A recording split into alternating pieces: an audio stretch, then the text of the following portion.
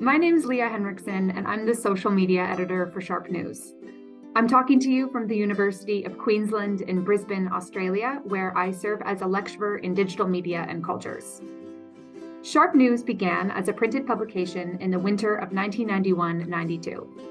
Now it's an online publication that features everything from book reviews to exhibition reviews to e-resource reviews, teaching resources, bibliographies, and spotlights on all things bookish. In this video, we want to give you a glimpse into Sharp News behind the scenes. We want to introduce you to our team and to what we do, and to talk about where we think Sharp News can continue to grow. So first, who are we?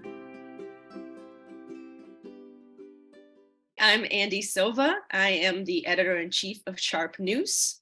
I'm currently in New York. I'm associate professor at York College, which is part of the CUNY system, and I also teach at the CUNY Graduate Center. My name is Nora Sonimsky. I'm an assistant professor. I'm technically called the Gardner Assistant Professor of History at Iona University, which is located about 20 minutes north of Manhattan in New York. And I'm also the director of an organization on campus called the Institute for Thomas Paine Studies. My title is Head Reviews Editor. I'm Alex Wingate. I'm the bibliographer at Sharp News. I currently live in Bloomington, Indiana, where I am a second-year PhD student in information science. I'm Dr. Stevie Marsden. I'm a lecturer in publishing at Edinburgh Napier University in Edinburgh, Scotland. My role is I'm book reviews editor for Sharp News. My name is Emily Spinagle. I'm assistant professor, humanities and rare books librarian at Oakland University in Rochester, Michigan. I'm also a PhD candidate at Wayne State University. I am the associate editor of e-resources and exhibits. Hi, I'm Allie Alvis. I am a book historian and a rare book cataloger at antiquarian book dealer Type Punch Matrix. I'm based in Washington, DC, and I am formerly the reference librarian of the Smithsonian Library Special Collections. I am the Sharp News features editor. My name is Rebecca Bauman, and I am the head of teaching and research and associate curator of modern books and manuscripts at the Lilly Library of Indiana University in Bloomington, Indiana. I'm also an adjunct professor in the Department of Library and Information Science at IU. My role in Sharp News is editor of Sharp in the Classroom. The Sharp News team has a very wide range of bookish interests and expertise. My area of expertise is in the early English book trade, so 16th, 17th century English books. And I mostly study their printers, publishers, booksellers, and the ways that they engage with their readers. I really love all sorts of marketing aspects of that kind of interaction.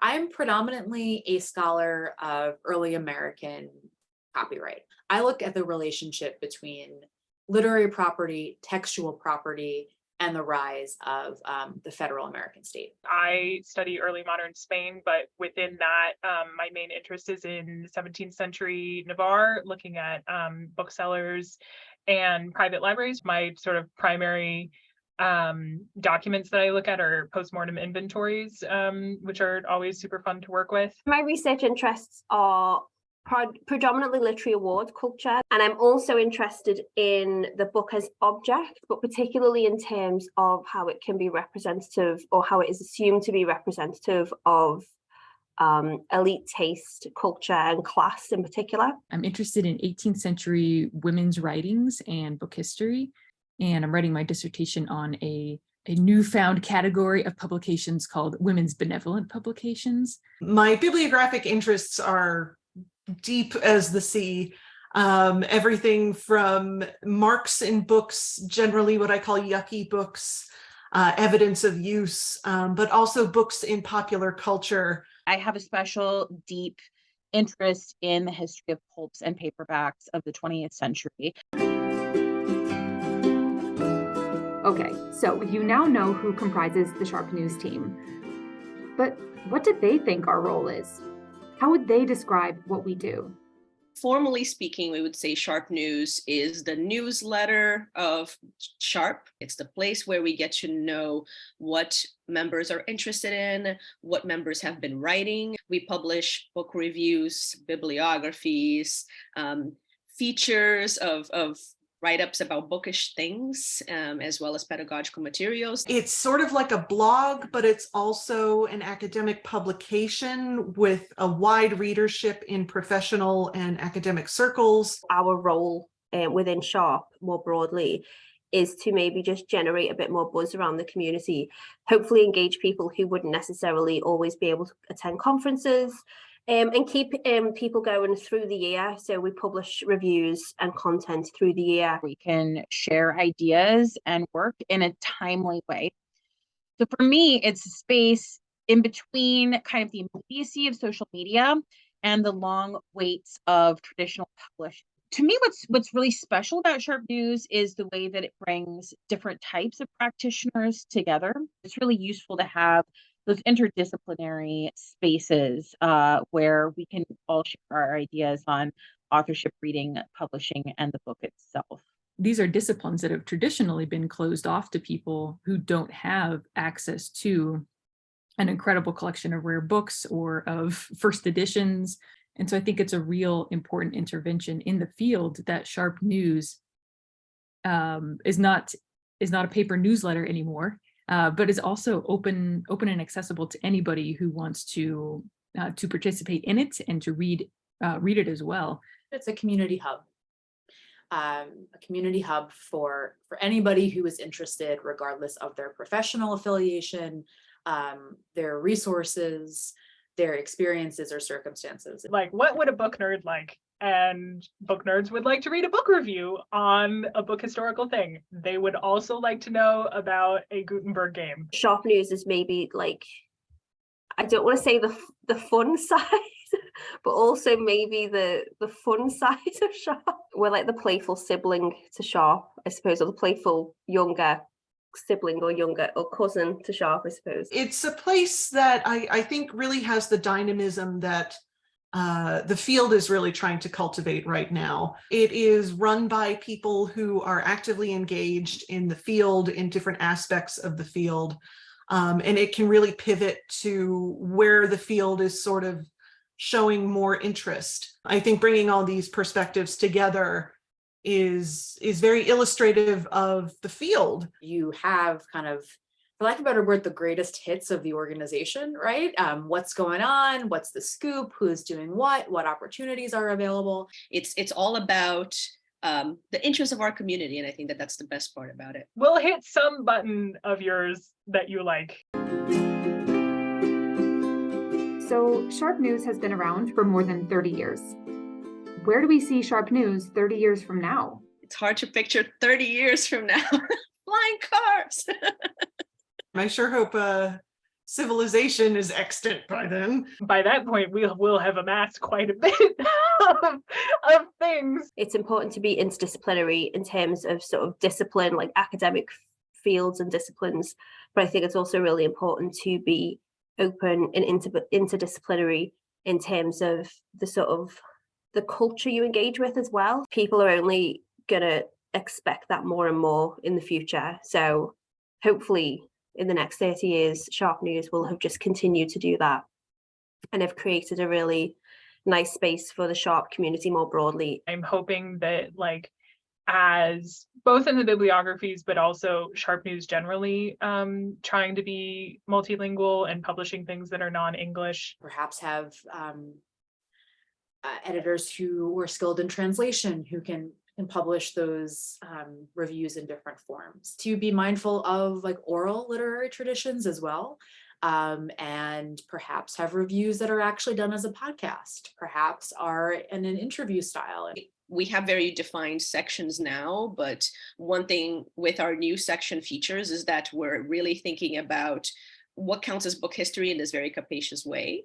And so in 30 years, I hope that maybe it isn't even about individualized sections, but about lots of different perspectives as they come up to people. Maybe it's live streams of people playing games or talking about going to a conference and a panel that they just watched. And it doesn't have to be necessarily all sorts of formal writing. I think there's still a lot of space for things that my feeble Luddite mind cannot even fathom, that I'm so excited to see in future iterations of Sharp News. And I hope to continue to see Sharp News reflect different kinds of things that we wouldn't have considered book history or book studies.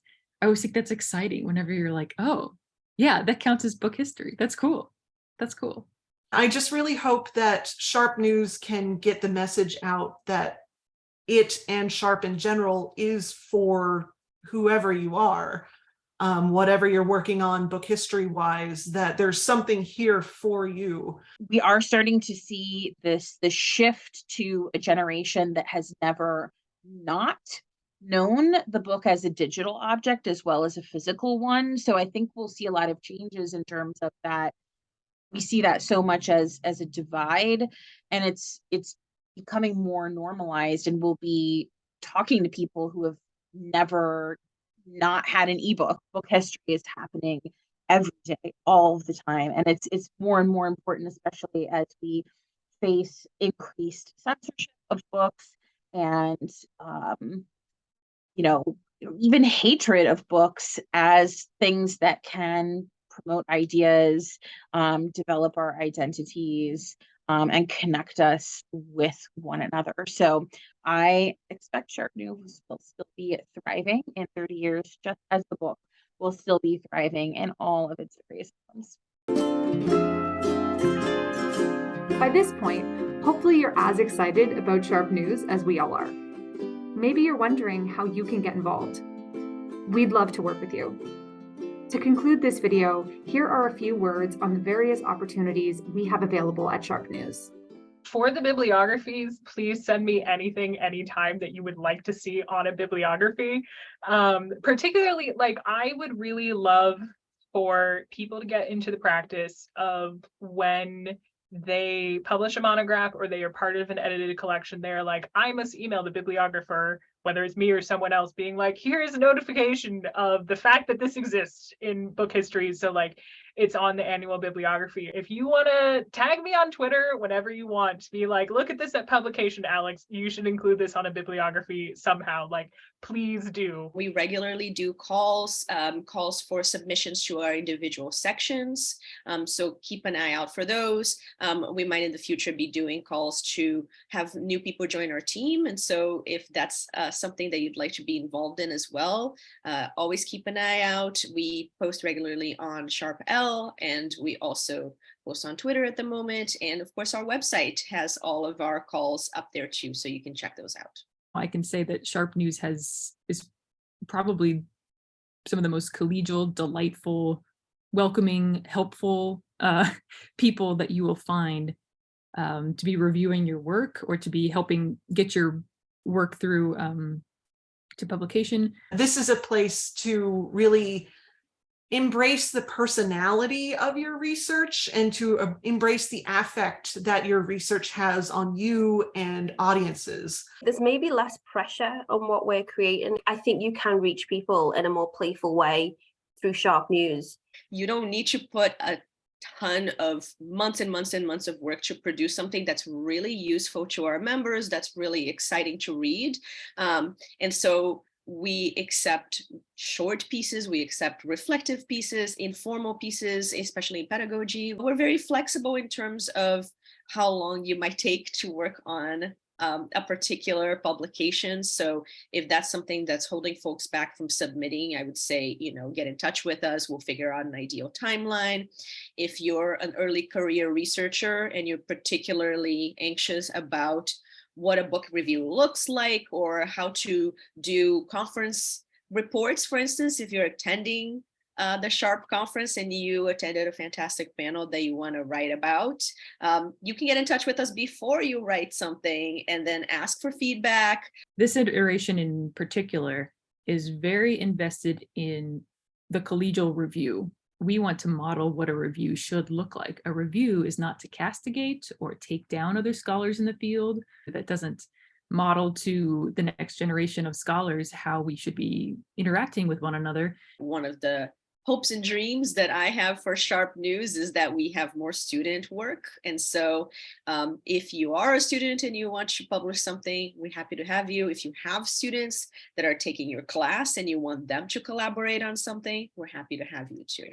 We at Sharp News want it to be what everyone else, like what you want to see. So you should tell us what you want to see so that then we go and do that.